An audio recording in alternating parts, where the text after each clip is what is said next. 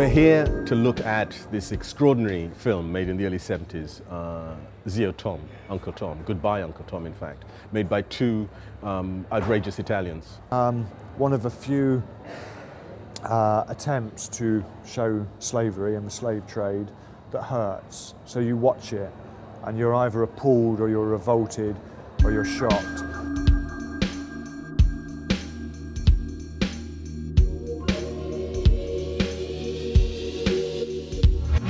It's been banned for like 35 years. Because of the subject matter, because of the content, and because of how it made people feel, and because it actually dealt with the realities of slavery as opposed to the kind of glossy coverings we tend to get. Today when we look at it, what we see is that it was almost certainly disappeared because the critics were part of a culture that's hugely in denial about the horrors of the slavery episode, which is what this spoof historical documentary sets up effectively.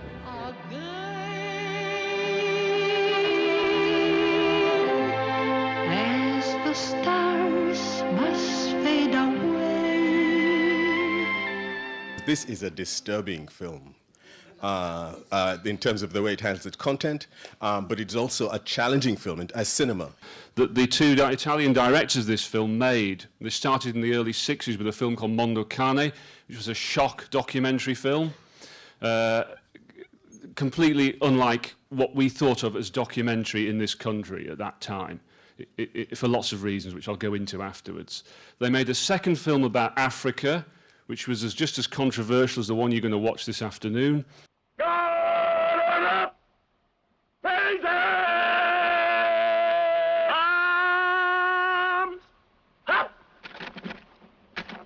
So this film, Goodbye Uncle Tom, looks at the viciousness of the American slave trade. Water kills her, fleas, and lies. And you're right. The moral ambiguity that these Mondo documentaries have always had is inherent in this. It's something we can only decide once we've watched the film and discussed it. I'll leave you to decide whether it's the film that's bad or whether it's us that's bad. Here on page 122. It is obligatory that all new arrivals shall be given their first collective bath in water containing ashes, sand, and Lysol. No chicken bones, I beg of you. Why, I've had to take 2 of them.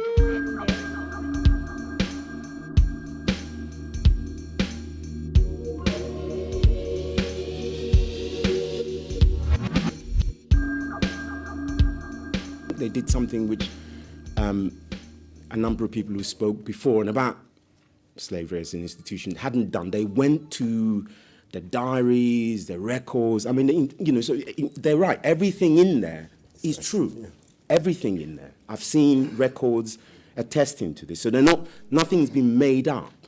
And the question then is, when everything they're showing is true, what does it then say about the institution? All wenches with pups, step forward.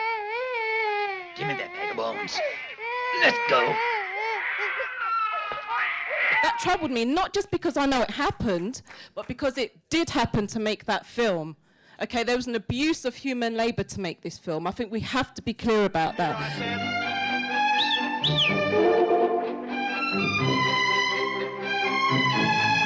You heard me. Give that here. Damn you, brother. Come here. I'll teach you to jump when your master speaks. What I found very interesting about it was, how you could really see the disabling effects of slavery, the brutality, because we all know that we were bought and sold, but what sometimes we really do forget when we are discussing it is the fact of the psychological brutality, not only the physical brutality, but the psychological brutality, which it really, is, resonates today. I mean, in so many things that we see in ourselves, and when we can't explain our behaviors and sometimes the things that we do, we can have a look at this and see, well, maybe it does stem from, that dehumanization.